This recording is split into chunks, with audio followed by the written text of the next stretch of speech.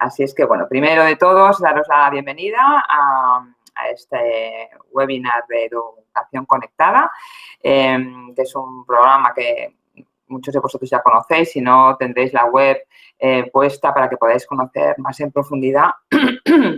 Es un proyecto que comenzó el año pasado a raíz de la crisis del COVID para ayudar a reducir la brecha digital del uso, la brecha digital de uso en el sistema educativo, ¿no? Y tenemos diferentes acciones formativas, ¿no? Que tienen todas que ver con la cultura y con la transformación digital, ¿no? Este año vamos a continuar con el plan formativo que pusimos en marcha en el 2020 y va dirigido a toda la comunidad escolar, ¿no? Tanto a los equipos directivos como a los docentes, como a los alumnos y a las alumnas y a las familias especialmente, ¿no? Vamos a lanzar cursos online para docentes, que empieza ya el 17 de mayo, el de familias empieza en el 6 de abril, o sea que está todo ya en marcha. También vamos a empezar con el apoyo a los equipos directivos con una formación que también empezará en mayo y también con mentorizar para ese apoyo en el plan digital, ¿no? O sea, cómo hacen ese plan de transformación digital de sus centros, ¿no? Y toda la información la tenéis disponible, como os decía, en la web, que ahora ya tenéis aquí un enlace directo en la propia pantalla, ¿vale? Luego también vamos a poner en marcha 2 estrategias específicas para fomentar y formar en competencias digitales al alumnado. La primera ya está en marcha y es una formación gamificada a través del uso de videojuegos comerciales. Creemos que es una apuesta diferente y esperemos que os apuntéis todos los que sois docentes y todas las que sois docentes para inscribir a vuestro alumnado. Ese ya está en marcha, la podéis encontrar también en la web. Y también lanzaremos un poco más adelante una herramienta también formativa para los alumnos, que ellos van a poder acceder directamente al recurso y jugar, ¿no? O sea, no contamos tanto con el apoyo del profesorado o de las familias, sino que ellos mismos puedan ver cómo están de habilidades digitales y cómo podemos fomentarlas. Luego, finalmente, está esto que estamos aquí ahora mismo, ¿no? Que son los talleres que les denominamos EduConnect, ¿vale? Que es sobre cultura y transformación digital, como es la temática de todo el proyecto, y se van a realizar el último jueves de cada mes, ¿vale? En este mismo horario, de 5:30 a 6:30, para que os vayáis apuntando. Y va a estar también la información de todos ellos, en breve la tendremos, ¿no? Pero ya os puedo adelantar que el próximo, ¿vale? Hoy tenemos a Euridice, pero el próximo contaremos con Enrique Dans y nos va a hablar de cómo prepararnos para un futuro post-pandémico. Vamos ya seguidamente. Cualquier duda que tengáis, cualquier pregunta, en el chat vais poniendo y os respondemos a toda velocidad. El primer webinar, que es el de hoy, Futuros por hacer, identidades, escuelas, sociedades digitales, ¿no? Lo importante no es lo que nos ha pasado, sino lo que hacemos, ¿no? Y lo que vamos a hacer. Eso es lo que nos tenemos que fijar. Si nos fijamos mucho en el pasado, al final el futuro se nos arrolla, ¿no? Entonces, en este webinar, pues lo que pretendemos es analizar esos cambios, ¿vale? que ha traído la pandemia y qué herramientas hemos empezado a utilizar, ¿no? Que se han convertido, como decíamos antes, ¿no? En parte indispensable. Ya hacer un webinar, hacer un Zoom, utilizar las videollamadas es algo que ya se ha convertido en algo, pero esto ha sido algo como muy de emergencia y tenemos que parar y pensar, ¿no? Entonces, creemos que hoy es el momento pues, que podemos parar a pensar para ver cuáles son las nuevas oportunidades, cuáles son también los nuevos riesgos y problemáticas que surgen, qué futuro queremos construir entre todos, con qué nos quedamos, qué modificamos, ¿no? Bueno, debemos empezar a hacernos estas preguntas para que el futuro lo construyamos, no nos venga encima, ¿no? Como la pandemia que nos ha venido encima, ¿no? Para hablar de todo esto y mucho más y mucho mejor que yo, tenemos a Euridice Cabañes. Ella es codirectora de Arts Games, es doctora en Filosofía de la Tecnología y profesora en varias universidades, tanto en España como en México. De hecho, hoy está en México, o sea que nos va a hacer la charla, la conferencia desde la Ciudad de México, ¿no? Cuenta con más de 50 publicaciones perdón, y ha impartido más de 100 conferencias en todo el mundo, en Asia, en Europa, en Australia, en Norteamérica, en Latinoamérica. Es diseñadora de videojuegos y ha sido seleccionada como una de las 100 Game Changers de todo el mundo en 2020 en la industria del juego, ¿no? Game Industry. Comisaria de exposiciones, entre las que destaca videojuegos, los dos lados de la pantalla, de la Fundación Telefónica en 2019, que tuvo más de 100.000 visitantes. Yo creo que es un lujo tremendo tenerte entre nosotros, de verdad que te lo agradecemos mucho. Y sin más, te cedo la palabra porque la protagonista eres tú. Y muchísimas gracias. Te veo después en el turno de preguntas. Que vayan haciendo preguntas todos. ¿De acuerdo? Muchas gracias. Muchísimas gracias, Eulalia. Siempre es un placer. Muchísimas gracias también por la invitación y muchísimas gracias a todas las personas que estáis ahí del otro lado, porque sé que el tiempo es un recurso escaso, limitado, y pasar tiempo delante de una pantalla también puede ser agotador. Entonces, pues antes que nada, muchísimas gracias por estar de ese lado y estar escuchándome. En lo que aparece la presentación y demás... mira, aquí está. Bueno, este ya lo habíamos visto. Me gustaría justo partir de esa idea de emergencia, ¿no? De pronto llega la pandemia y todos nos volvemos locos, porque, o sea, y no es para menos, ¿no? De pronto cambia totalmente la situación, es un estado de emergencia y hay que actuar rápido, hay que pensar cómo resolvemos las cosas, cómo nos vamos a comportar en este nuevo estado de las cosas, en esta nueva situación. Me gusta compararlo con la idea de que estamos en familia, en la casa, y hay un niño pequeño que se corta un dedo. Evidentemente, en ese momento lo importante es pues, llevarlo al hospital si la herida es muy grave y hay que dar puntos, o analizar la situación y actuar rápidamente para pues, parar la hemorragia y que esa situación suceda. Pero las situaciones de emergencia, en muchos casos lo que pasa es que nos coartan la posibilidad de pensamiento sistémico, de pensamiento crítico, de procesos a largo plazo.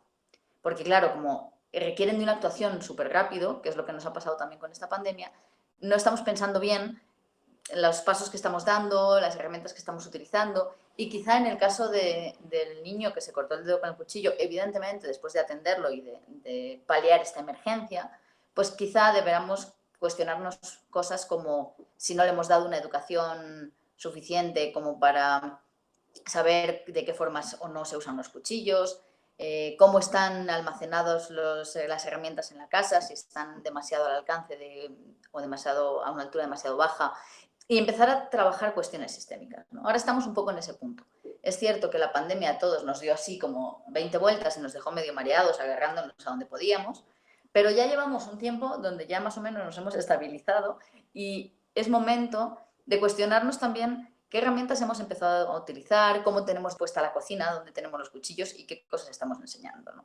Entonces, un poco en esta inauguración de este curso, que luego tendrá pues, muchos más temas de los que igual toco algunos por encima, pues me gustaría abordar esto, ¿no? Vamos a hacer un análisis general en el que me voy a centrar un poco en 3 aspectos, pero pues digo, va a ser un poco el estudiar un poco el análisis de la situación en la que nos encontramos y un poquito en retrospectiva qué cosas están sucediendo que igual deberíamos cambiar y ver también pues, qué soluciones podríamos tomar para construir, para decidir tomar las riendas sobre ese futuro, que no es lo que nos va a pasar, sino lo que vamos a hacer, como decía Borges, que es una cita que me encanta. Entonces, bueno, de entrada hemos cambiado mucho los espacios que habitamos, ¿no?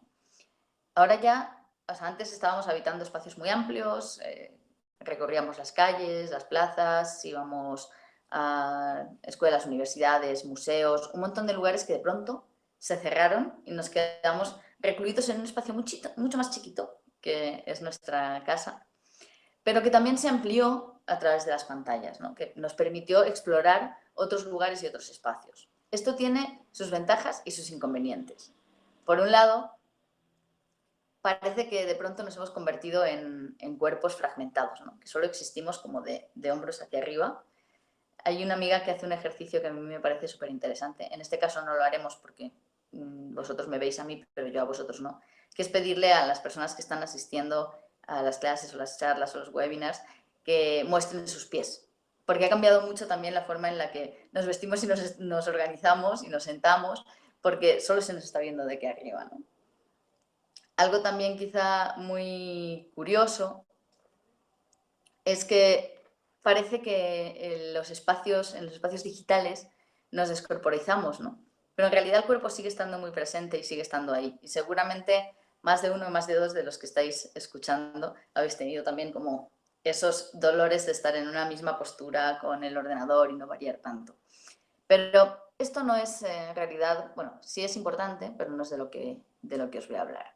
Vamos a ver un poco qué ventajas tiene el movernos a espacios digitales y también qué inconvenientes. Vamos a tratar primero el problema para poder encontrar la solución. Perdonad si en algún momento es un poco pesimista, os aseguro que después vamos a ir a otras perspectivas. Los aspectos en los que me voy a centrar, de nuestras vidas en los que se ven más afectados, es el tema de la identidad, es decir, quiénes somos cuando empezamos a ser casi un 100% digitales. El tema del trabajo también, qué sucede, qué oportunidades y qué riesgos hay con todo el tema de teletrabajo, el capitalismo de plataformas, las nuevas formas de utilizar videojuegos o espacios digitales también para trabajar. ¿Y qué sucede con la educación? ¿Y qué sucede también, en especial, con la educación pública, que es una parte que me preocupa especialmente?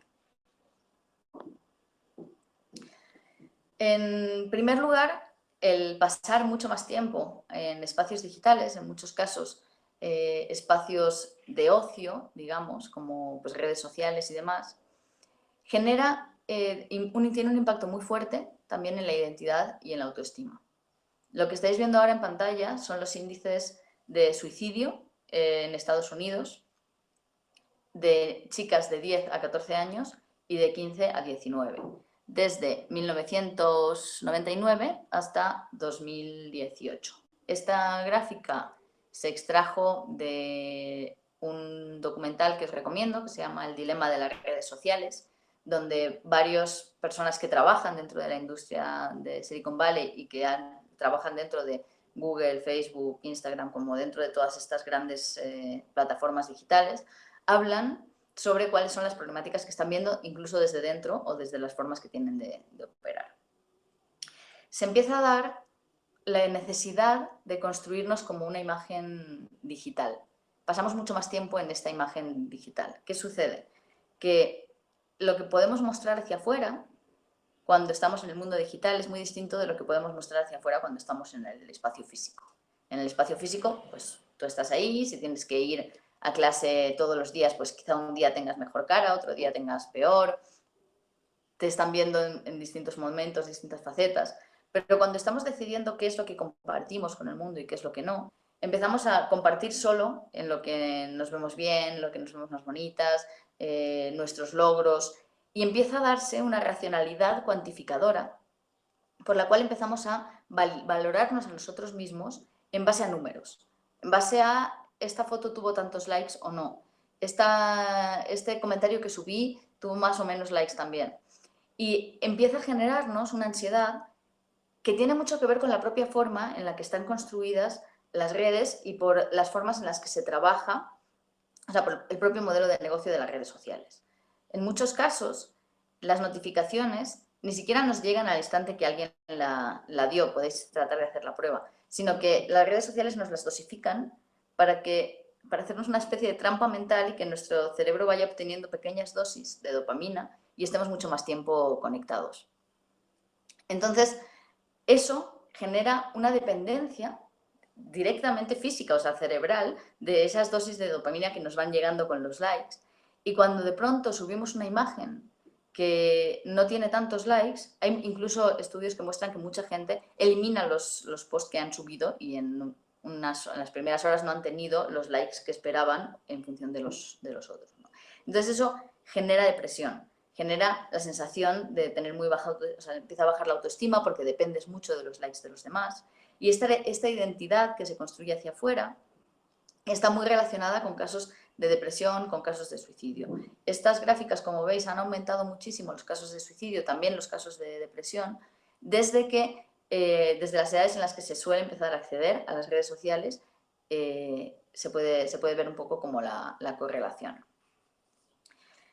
Esto, evidentemente, pues, es un problema porque estamos generando unas identidades falsas, ficticias, basada sobre todo en la necesidad de aprobación exterior, en lugar de mostrarnos pues, como somos, como queremos, independientemente de los likes que vayamos a obtener. Pero hay otro efecto que se me hace mucho más interesante, si el que veíamos anteriormente tiene que ver sobre todo con efectos negativos. Este es interesante porque está muy bien balanceado en cuanto a efectos negativos y positivos, que es el tema de la inteligencia colectiva. Hay varias formas en las que se puede abordar esto, varios filósofos lo han abordado desde distintos términos. No me quiero meter como en cuestiones demasiado teóricas, pero sí creo que es interesante los matices que ofrecen cada uno de ellos. Por ejemplo, Don Aid y bueno, Merleau-Ponty y otros muchos hablan del concepto de incorporar las tecnologías. Evidentemente esto sucedía también antes de la pandemia, que es que incorporamos a nuestra propia percepción las tecnologías que estamos utilizando. Cuando los filósofos que hablan de esto, se refieren sobre todo a tecnologías físicas. Por ejemplo, está el ejemplo del bastón de ciego, que lo que hace es ampliar mi percepción y suplir esta percepción de la falta de visión con pues, otra forma de sentir el espacio que me rodea, ¿no? Es saber por dónde hay una pared, por dónde hay el suelo, de forma que se convierte en una extensión de mi cuerpo y de mis sentidos. Un ejemplo que todos podemos entender es el ejemplo de cuando estamos manejando un vehículo. Cuando estamos manejando un vehículo, que puede ser un coche, una bicicleta o un patinete, de pronto los límites de mi cuerpo se convierten en los límites de mi vehículo y empiezo a entender perfectamente cuándo voy a chocar, ¿no? Incluso lingüísticamente entendemos que somos uno con ese vehículo.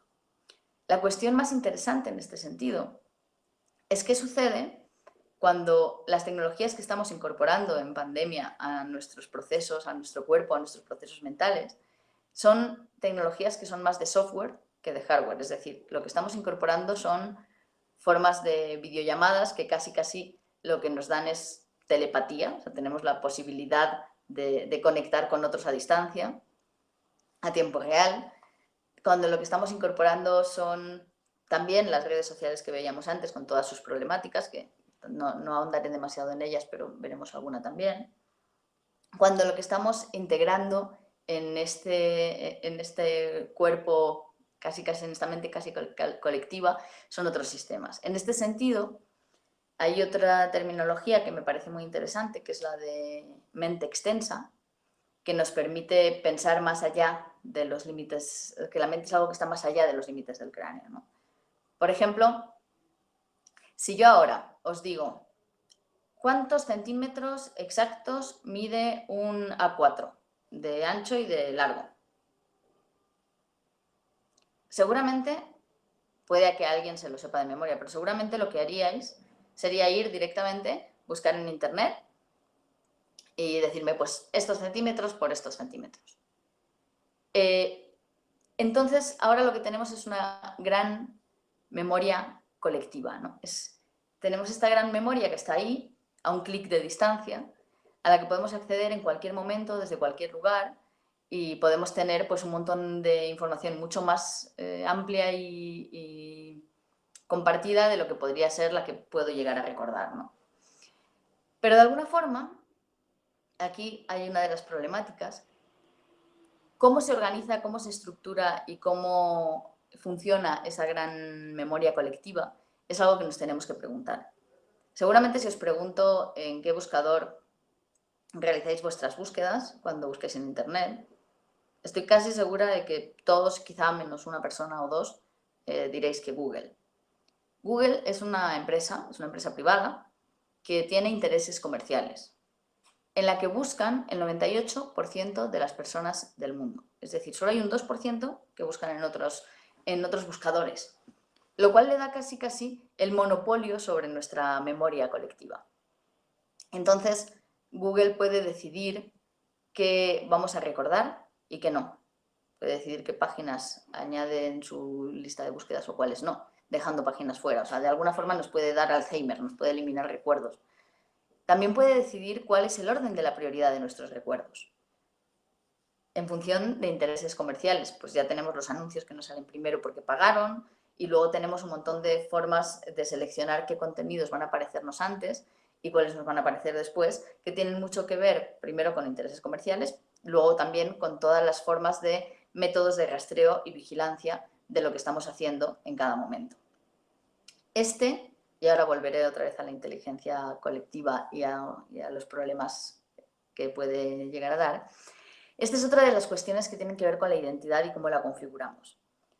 Actualmente, como hemos pasado a estar casi el 100% de nuestro tiempo conectados, estamos generando muchísimos más datos de los que generábamos jamás.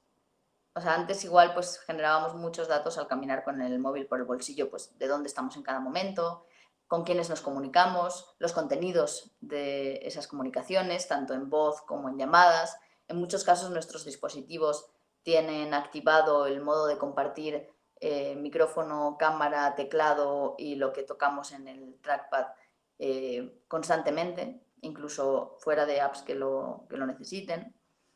Y estamos compartiendo infinita información, pero ahora estamos todavía compartiendo más, porque nuestras relaciones sociales son digitalmente mediadas, nuestras relaciones laborales, todo nuestro trabajo es digitalmente mediado, nuestra educación es digitalmente mediada.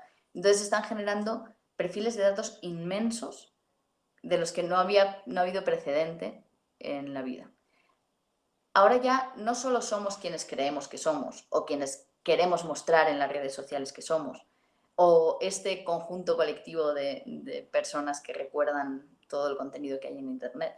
También somos un perfil de datos súper concreto y definido para cada persona. Sí, podéis ir haciendo preguntas. Incluso si os aburro un poco, hasta podemos cortar y hacer una pregunta en bloque y luego seguimos con el siguiente. O sea, que no tengo ningún problema. Entonces, bueno, somos perfiles de datos. Somos un montón de numeritos, un montón de información almacenada en la nube. Gracias.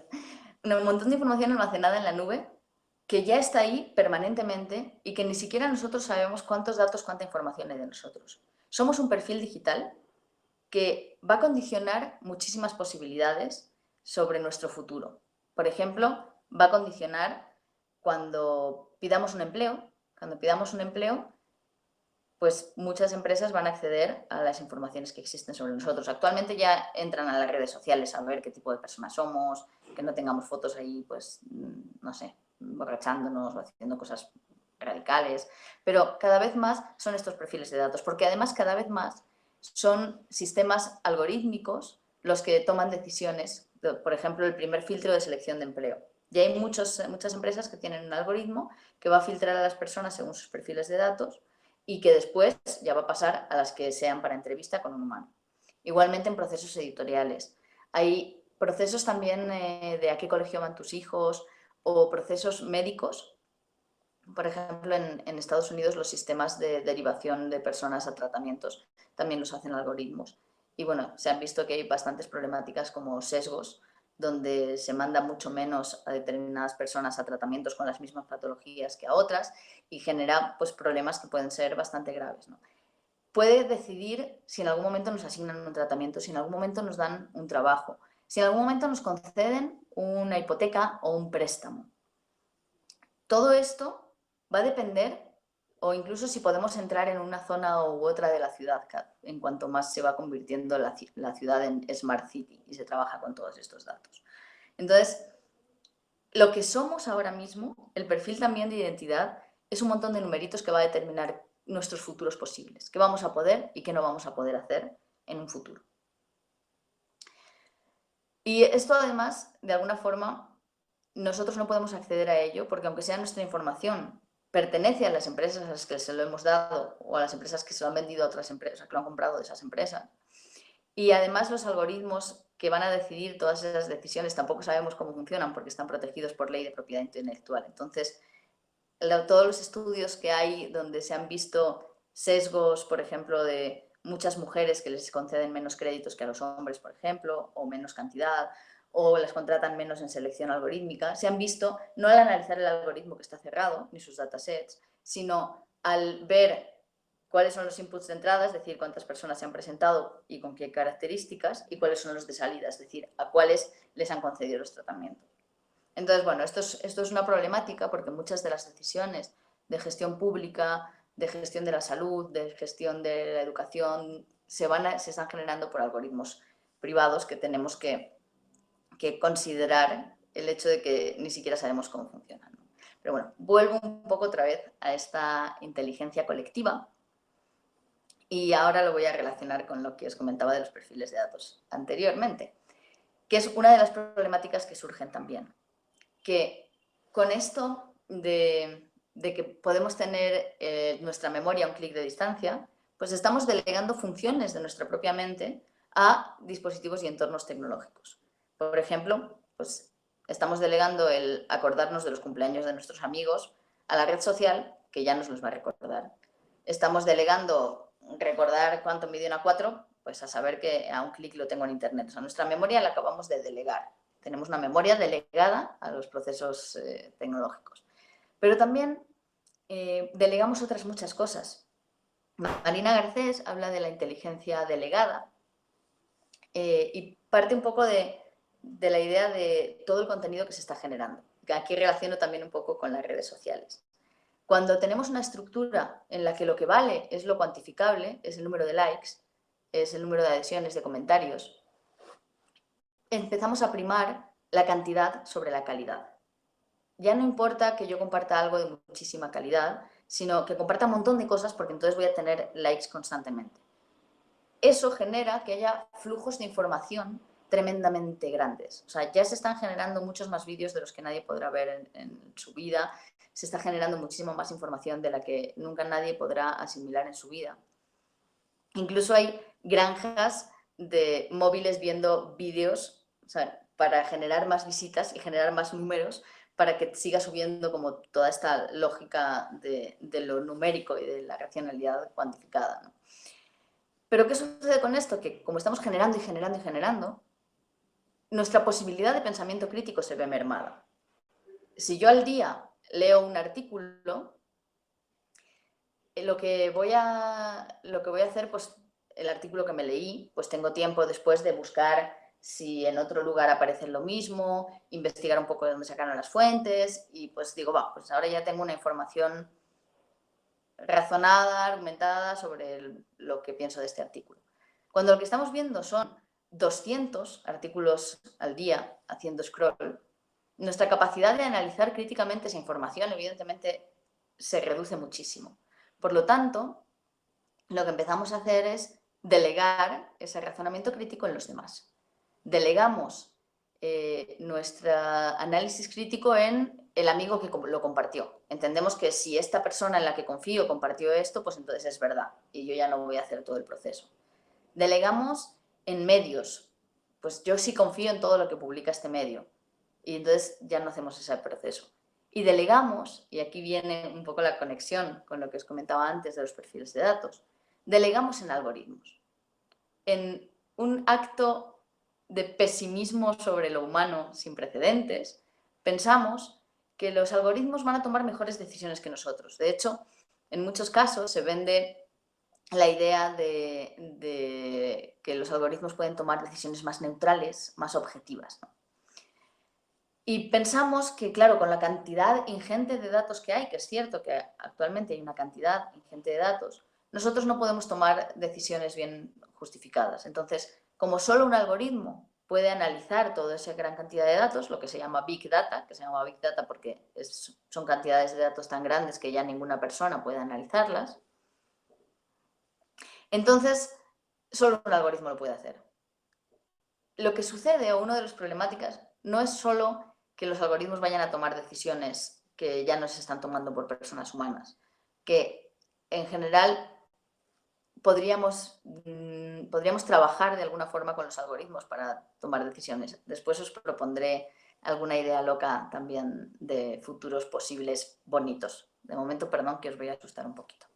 Pero claro, el problema es que ¿quién tiene actualmente el potencial? ¿Quién tiene actualmente las herramientas para extraer todos esos datos, para almacenarlos y sobre todo quién tiene los algoritmos para poder tomar decisiones con ellos? Los tienen básicamente 4 empresas. Todo el poder sobre el universo digital está aglutinado en muy pocas manos, que todas son transnacionales y todas tienen su sede muy lejos de España, en un país a kilómetros y kilómetros y kilómetros de distancia a través de un océano. El problema es ese, ¿no? Que actualmente, si delegamos nuestra inteligencia, nuestro pensamiento crítico a estos algoritmos que van a decidir qué información quiero encontrar cuando busco, que van a decidir qué es lo que quiero comprar, que van a decidir con qué amigos me voy a relacionar, que van a decidir si me corresponde o no un tratamiento médico, o que van a decidir si me conceden o no una hipoteca para poder comprar una casa. Estamos generando smartphones, smart cities, ciudades inteligentes, móviles inteligentes, dispositivos inteligentes para poder ser tontos. De alguna forma, estamos accediendo a quedar obsoletos, a no tener que razonar y pensar y poder poner eso en otro lado, que las máquinas lo hagan por nosotros, ¿no? Entonces, creo que especialmente a raíz de la pandemia y del COVID, que se ha implementado muchísimo más el extractivismo de datos y las tomas de decisiones algorítmicas y la tecnología, tenemos que preguntarnos, porque a veces parece que eso, ¿no? Que el futuro es lo que nos va a pasar y que esto es lo que nos va a pasar, pero también podemos nosotros tomar decisiones sobre qué hacemos y qué no. Entonces, podemos revertir de alguna forma esto, pero todavía voy a seguir haciendo todavía un poco el análisis antes de dar las posibilidades. Otro de los ámbitos que se han visto total y absolutamente modificados por la pandemia es el trabajo. Ahora, muchísima gente, bueno, aparte de que muchísima gente ha perdido el trabajo y que viene una crisis fuerte durante y después de la pandemia, tendremos que trabajar mucho para salir de esto y reorganizar también las cosas. Mucha gente está teletrabajando. Hay un ejercicio que me gusta mucho, yo doy clases de ética de la tecnología, y hay un ejercicio que me gusta muchísimo ponerles a mis alumnos, no lo vamos a hacer aquí, pero os lo voy a contar, que es justo por esta lógica de pensar en qué es lo que vamos a hacer o en el potencial que tenemos nosotros también en cambiar lo que va a ser el futuro, que es imaginar tendencias que estamos sobre cosas que hemos modificado a raíz de la pandemia, que tienen que ver con tecnologías, y proyectarlas en el futuro, imaginando que todo el mundo toma las mismas decisiones que estamos tomando nosotros, que se generalizan y para ver hacia dónde nos llevamos, ¿no? Para ver hacia dónde nos llevan estas decisiones.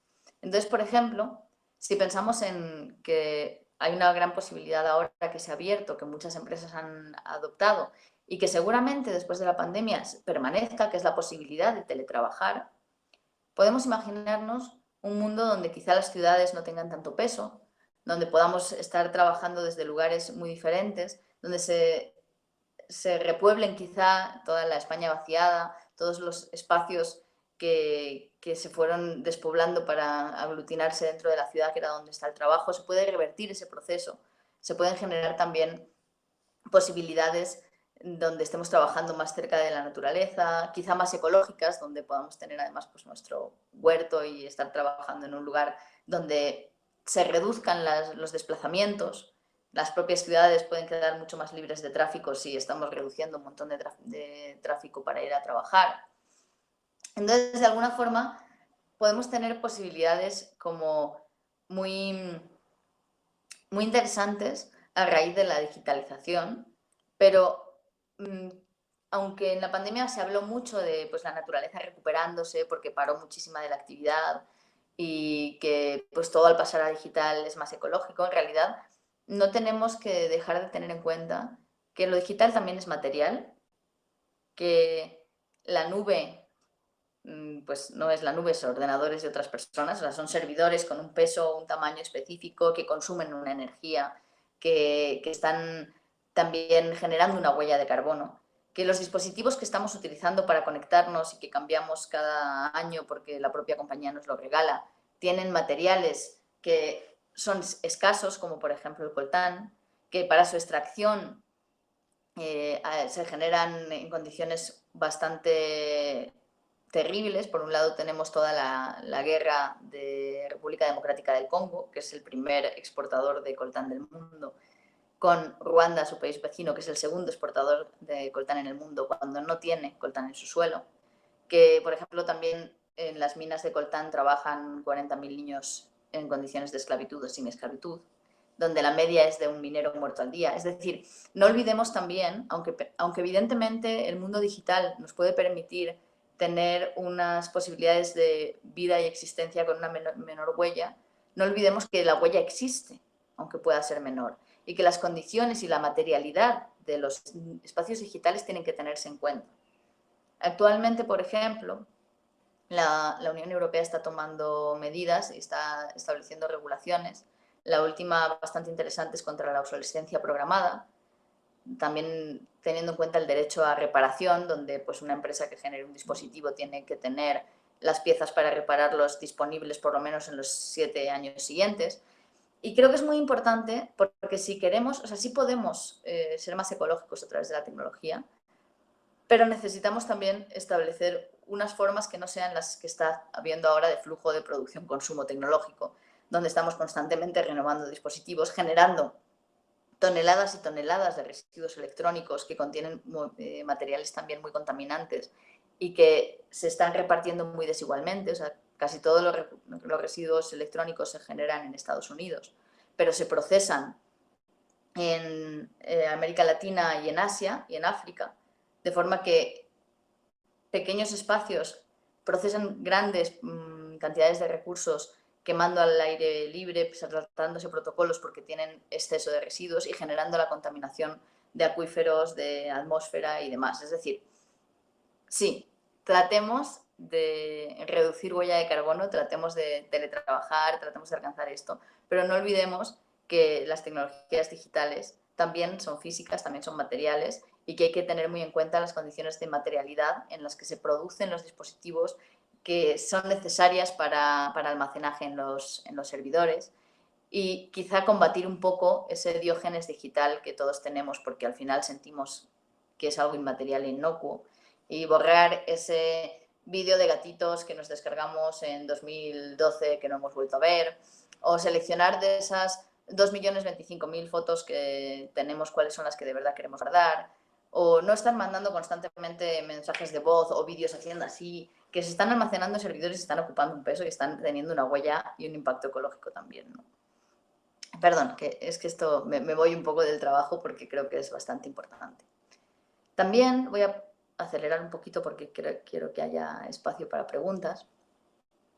También se ha acelerado y se han exacerbado los procesos de capitalismo de plataformas. Es decir, estas formas de convertir los productos en un servicio, por ejemplo, Airbnb es la mayor cadena hotelera del mundo sin disponer de un solo edificio. Uber es una de las empresas de taxis más fructíferas sin tener un solo vehículo. Y así, ¿no? Como toda esta generación o todos los repartidores, los riders que reparten comida a domicilio, todo esto que se ha convertido en lugar de una empresa con personas contratadas, tener una app que lo que hace simplemente es conectar a personas y llevarse unos intereses por ellos, genera condiciones de trabajo tremendamente precarias, trabajadores despolitizados, que no pueden conectar entre ellos, que es muy difícil que puedan reclamar sus derechos. Actualmente en España hemos podido ver cómo hay normativas que se están implementando para prevenir esto, como por ejemplo que ya muchos trabajadores se ha demostrado que eran falsos autónomos y ahora pueden tener derechos laborales.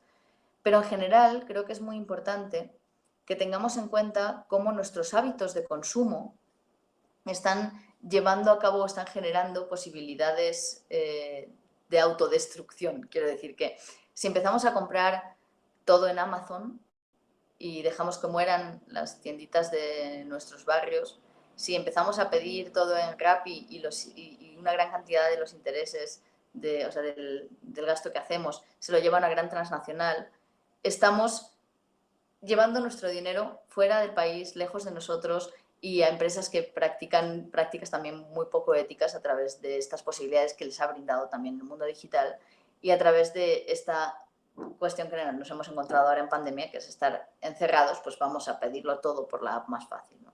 Entonces, pensemos también cada vez que vamos a utilizar la tecnología para algo, si ese algo lo podemos hacer de otra forma, cómo los usos que estamos dando de la tecnología favorecen a unos o a otros, a quién queremos favorecer, ¿no?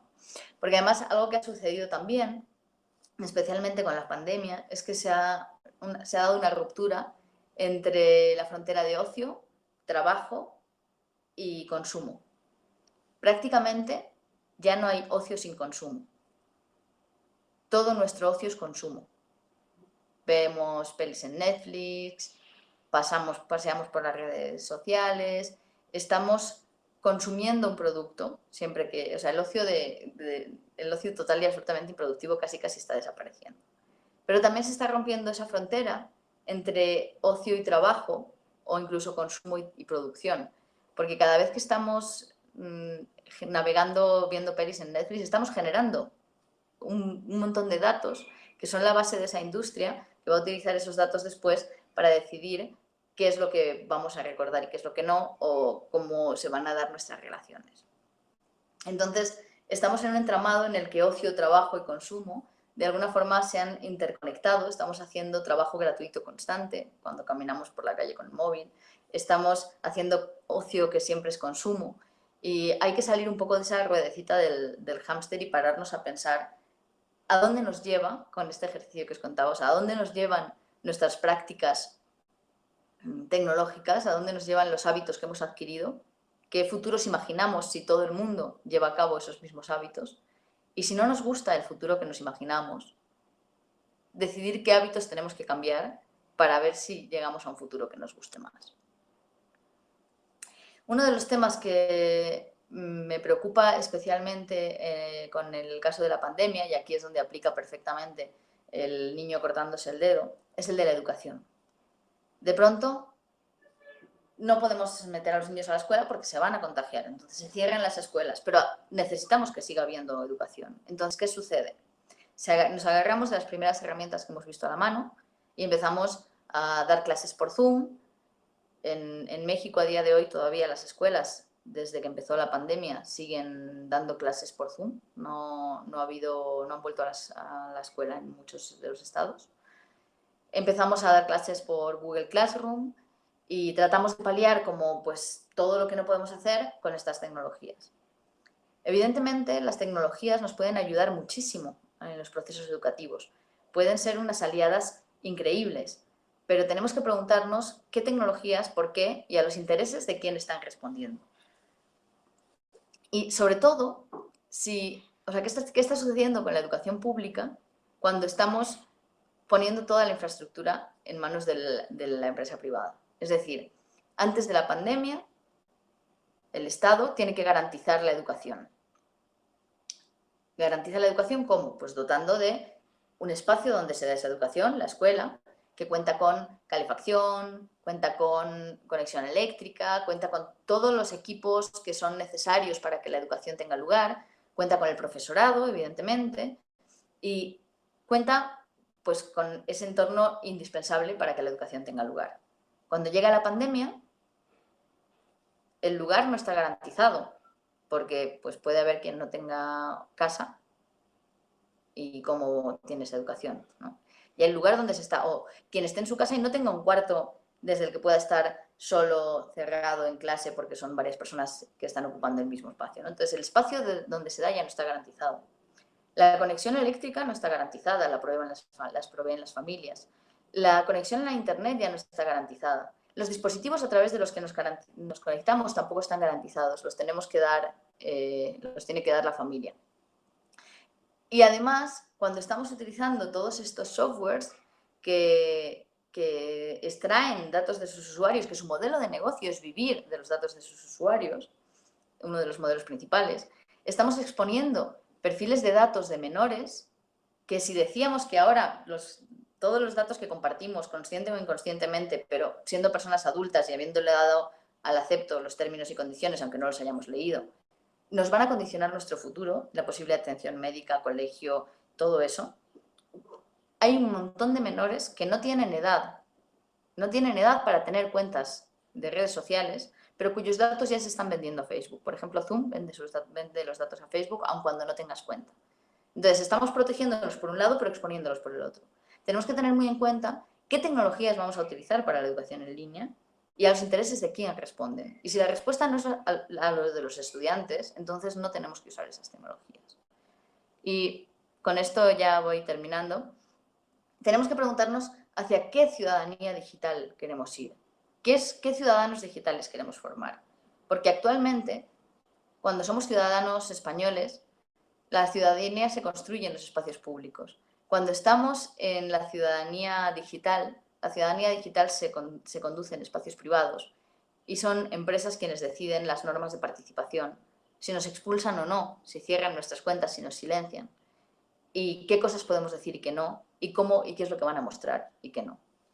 Entonces, y con esto ya pasamos a preguntas, perdonad que me enrollo mucho. Entonces, no pensemos y no nos asustemos porque a veces la situación sí es preocupante y hay que analizarla y hay que ser conscientes de ello, pero no nos preocupemos porque no es algo que nos vaya a pasar y que no podamos evitar. Todo se puede siempre evitar, todo se puede decidir hacia dónde construimos futuro. Entonces, simplemente empecemos a plantearnos todas estas cuestiones, planteémonos cuáles son los riesgos de las tecnologías que estamos utilizando y veamos cuáles son las posibilidades de las tecnologías también y decidamos hacia dónde vamos a crecer ese futuro, cómo va a ser nuestro futuro digital. Creo que, bueno, en mi forma de ver, creo que es muy importante que promovamos la creación de infraestructuras públicas digitales donde garanticemos la seguridad de los datos que no se van a utilizar ni van a vender a terceros, garanticemos la seguridad de los datos de los ciudadanos, donde estemos generando un empleo que va a ser imprescindible generar, ya es imprescindible generar, que en lugar de estar pagando a empresas transnacionales, paguemos todos los millones que se están yendo al año en pagar esos servicios digitales, en generarlos dentro del territorio, en empresas nacionales con posibilidad de contratar incluso funcionarios públicos que sean quienes están trabajando como esas infraestructuras. Y generemos empleo que se quede aquí.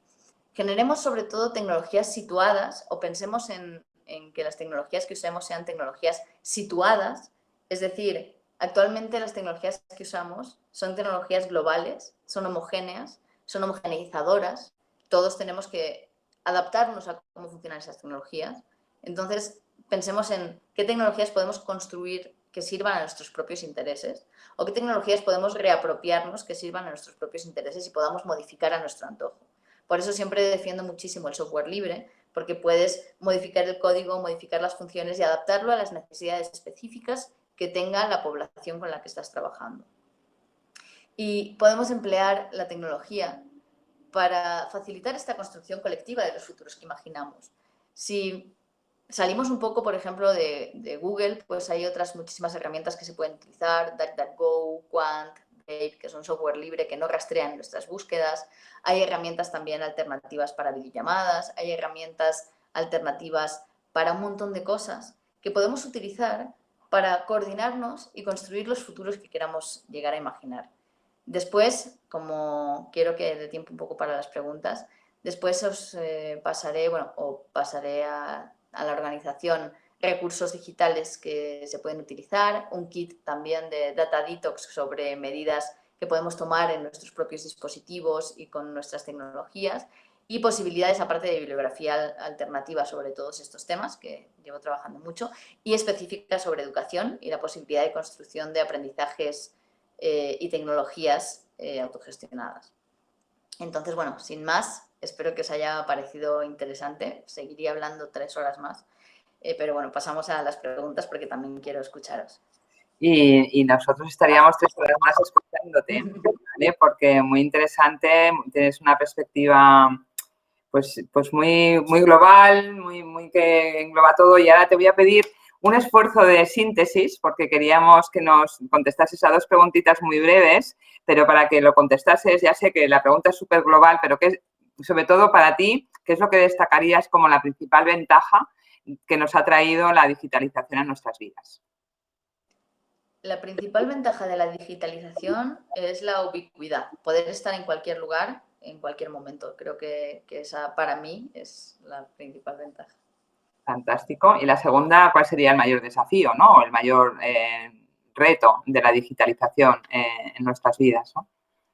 El mayor reto de la digitalización creo que es el poder construir herramientas e infraestructuras digitales públicas que puedan garantizar el acceso a los derechos fundamentales como la educación para la población.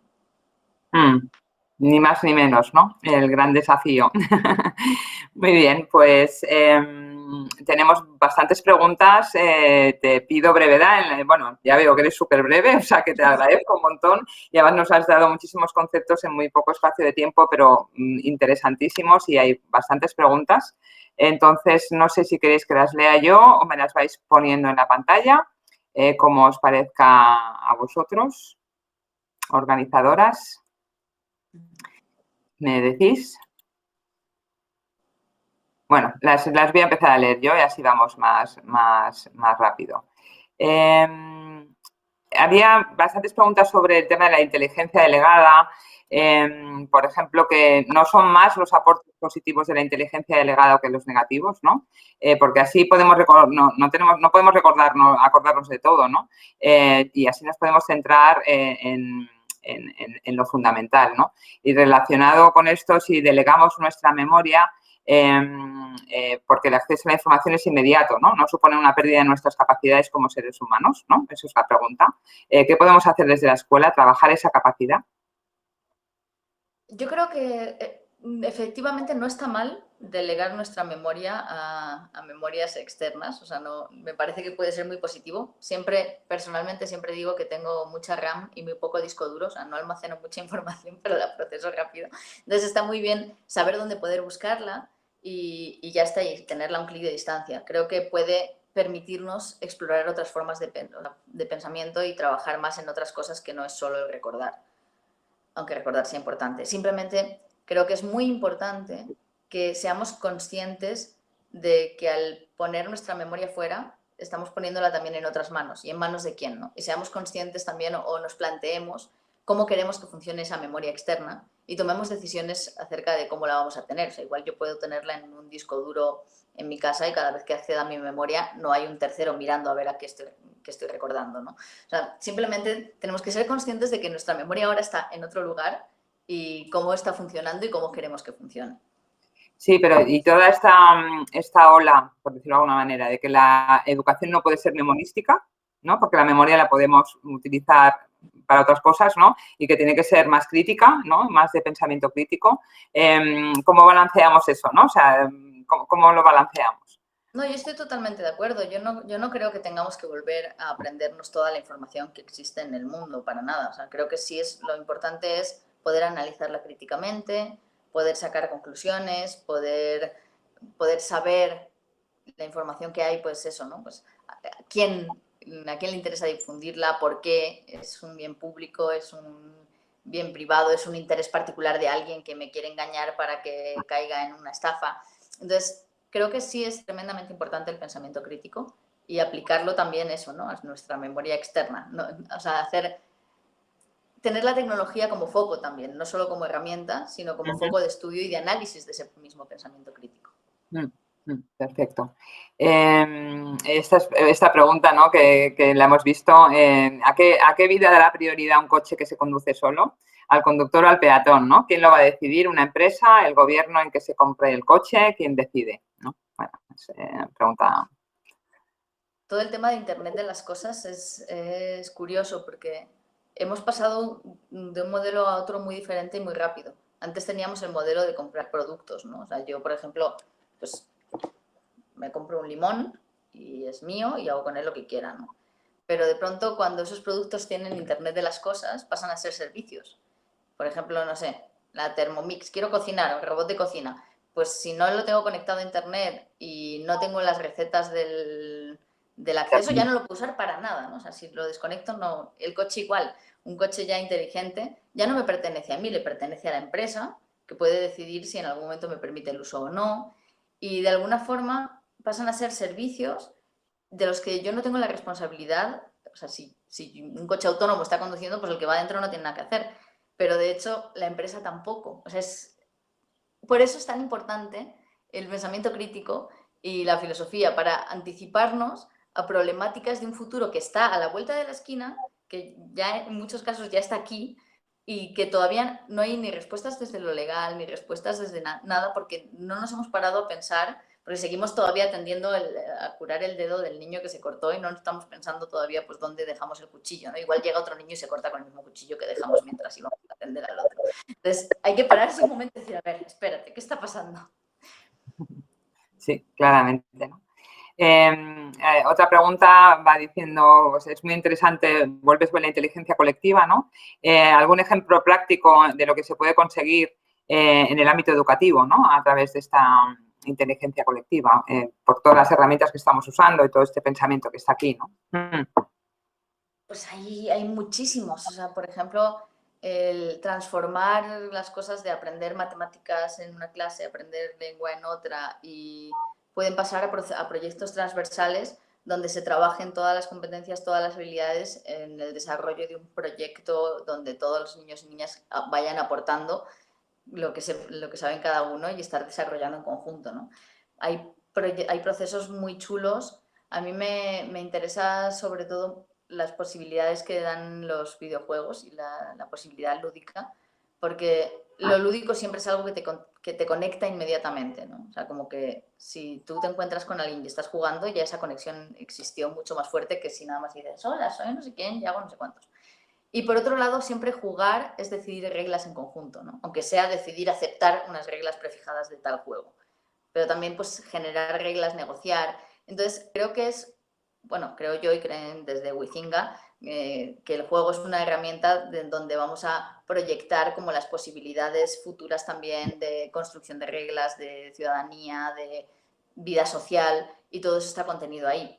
Entonces, bueno, si eso puede suceder jugando entre tres niños en un patio, imaginemos las posibilidades que tiene el juego, no solo para niños, sino para también adultos, para todos, y sumado a las herramientas digitales, a la posibilidad de trabajar con datos abiertos sobre la ciudad, o sea, esta Smart City que nos están vendiendo, que es privada, podemos generar una Smart City, un colegio inteligente también, donde los datos que se generan los generan los usuarios, por ejemplo, los estudiantes, son para ellos, para trabajar con eso y tomar decisiones en conjunto a través de dinámicas lúdicas, ¿no? O sea, podemos empezar a establecer hasta formas de toma de decisiones colectivas a través del juego que afecten a toda la escuela o que afecten a todo un barrio o a toda una ciudad. Creo que tiene un potencial impresionante.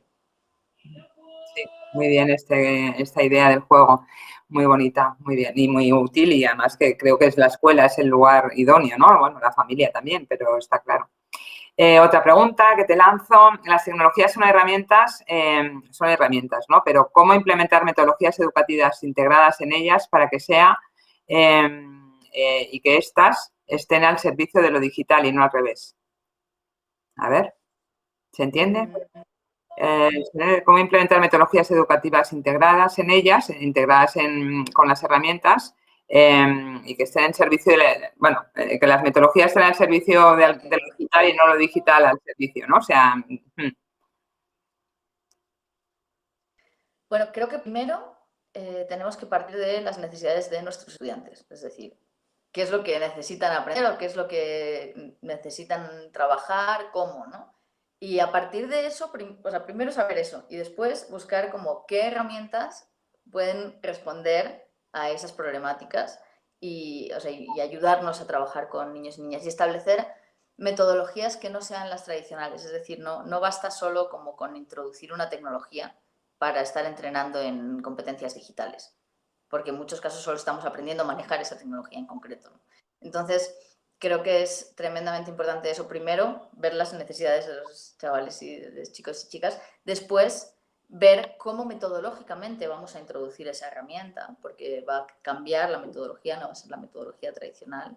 Y seleccionar muy bien la herramienta, viendo también pues, todos los términos y condiciones, viendo si no vamos a generar un daño mayor utilizando esa herramienta bueno, y sobre todo trabajar o utilizar herramientas, asegurarnos de utilizar herramientas que sean libres, que no necesariamente quiere decir gratuito, o sea, que podamos acceder al código, que podamos entender cómo funcionan y que nos permitan estar seguros de que no se nos están traqueando y recogiendo pues, datos, o que lo que se están recogiendo se están haciendo de una forma ética. Sí, la siguiente pregunta tiene que ver con esto, ¿no? Todas las plataformas de comunicación o gestión educativa son de iniciativa privada empresarial, o la mayoría, ¿no? Si no nos fiamos de sus contratos o de sus cláusulas, ¿qué hacemos en los centros educativos? No, a ver, hay que ver los contratos y las cláusulas. Evidentemente, un contrato pues está estableciendo algo, está estableciendo algo que debe cumplirse, y si no se cumple, pues se pueden tomar acciones legales. Yo no digo tanto que no se confíen en las cláusulas, sino que se vean bien, ¿no? Porque, por ejemplo, si hay un trabajo bastante interesante de XNet analizando el Google Scholar y de sus términos y condiciones, que en principio dicen que, o sea, sí dicen que no van a tomar datos, pero cuando ves los términos y condiciones, dicen que salvo como condiciones recogidas en no sé qué, y al final pues te vas a eso, a los términos y condiciones, y ahí dicen que sí lo recogen, ¿no? Entonces, a veces no es que no haya que fiarse, sino que hay que leerlos bien, porque igual lo que están diciendo es que sí pueden hacerlo. Y si sí pueden hacerlo, pues igual tenemos que replanteárnoslo. Y si no tenemos, porque a veces puede ser una terminología como muy legal, muy compleja y demasiado rebuscada, pues aconsejo también buscar como expertos, que hay muchos expertos que hacen labor de divulgación, de análisis de contratos y demás, y de términos y condiciones para explicarlos de forma más sencilla. Digo, os recomiendo, por ejemplo, una página que se llama Data Detox, que ellos dan un montón de soluciones también de revisar términos y condiciones, de entender cómo funcionan, de saber qué quiere decir cuando dice otra cosa. Y hay como varios como colectivos también y personas que hacen mucha labor divulgativa y os pueden ayudar a entender quizá esto que es demasiado rebuscado. Perfecto, pues hemos llegado a 32 con todas las preguntas contestadas. Muy bien, muchísimas gracias por ser tan precisa y tan excelente. Tienes un montón de comentarios de felicitaciones, te felicitan por la perspectiva global, por tu visión de la ética de lo digital. Tienes ahí todas y bueno, hay una reflexión que nos hacen de que la habilidad de pensar de manera crítica nos hace humanos, ¿no? Y no podemos delegarlo, ¿no? Ahí el papel de la educación. Creo que esto también resume muy bien lo que hemos hablado y las reflexiones. Y bueno, pues sin más, ya sé que nos vas a dar referencias porque pedían las referencias de los libros que has citado. Como toda la gente que se ha apuntado va a recibir un correo electrónico en ese sentido, pues vamos a intentar recopilar todo lo que nos mandes y se lo enviaremos a todo el mundo, ¿no? Entonces, yo creo que muchísimas gracias, ha interesado muchísimo. Es una manera muy bien de empezar con esta reflexión, ¿no? Más global, para luego ir pues, centrándonos a lo mejor en detalles de todo lo que has contado, ¿no? Pero que esta reflexión integral desde la ética y la filosofía de la era que nos ha tocado vivir, pues te lo agradecemos muchísimo, Mauricio. Y sin más, pues pedir a todo el mundo, sí. Muchísimas gracias y muchísimas gracias por la invitación. Espero que tengamos muchas más de estas y que dé tiempo a abordar más temáticas porque siempre se quedan muchísimas en el tintero. Claro, claro, y el tiempo es breve y vuela, eso siempre pasa. Entonces, bueno, os invitamos a ver el vídeo de nuevo porque creo que hay conceptos que merecen la pena repasar y también que vengáis a los siguientes webinars que como os digo, los últimos jueves de cada mes con este horario que intentaremos ser tan puntuales como esta vez. Así es que nada, aquí finalizamos el este.